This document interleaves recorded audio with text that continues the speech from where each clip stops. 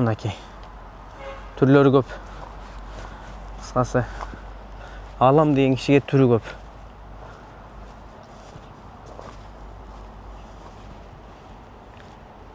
Мунун өңү да сонун көрүнөт экен. Башкача.